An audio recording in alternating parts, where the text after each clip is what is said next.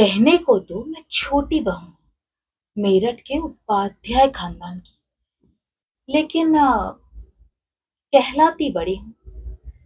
कारण जानना चाहते हैं? कारण है मेरी बहू।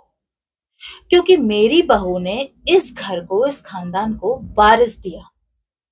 वो जेठानी जी की बहू आशी ने नहीं। अब मेरी बहू मेरे कंट्रोल में है तो उसने मेरी बात मान ली और जल्दी बच्चा कर लिया। और इसकी शाबाशी मेरी सास से मुझे मिली। है ना कमाल की बात। और पता है, मेरी जेठानी जी ये बात सुन के जल भून के राख हो गई थी जब मेरी बेटी ने, मतलब मेरी बहू ने बेटा जना था। अब जेठानी जी की बहू आशी, पता नहीं क्या चक्कर है, करियर की वजह से वो बच्चा ही नहीं कर रही है।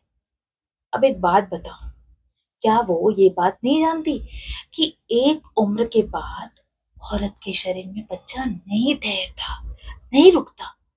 सब जानती है। अब अगर मेरी बहू ऐसी मनमानी करती ना, कौन खींच के मरोड़ के उसे समझा देती। कि ना, जेठानी जी की बात है ना, उन्होंने तो अपनी बहू को कुछ ज्यादा ही सर पे चढ़ा रखा है। अब यूं सर पे चढ़ के तांडव कर रही है, तांडव। हम्म, दिन भर पता है क्या करती है? लिपस्टिक लगाती है, सजती धजती है, अपने पति की बाहों में बाहें डाल के चटक मटक करते हुए अपने दफ्तर को चली जाती है। ये भी कोई बात है? हाँ, अरे भाई जाना हो तो जाओ, हमें क्यों जला रही हो? एक्सक्यूज मी, हमें मत जलाओ। पता है कभी कभी मन क्या करता है?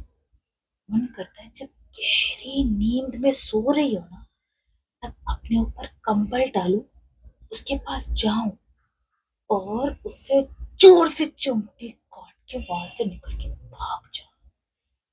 तब समझ आएगा आशिक की बच्ची को। आई बड़ी दफ्तर जाने वाली।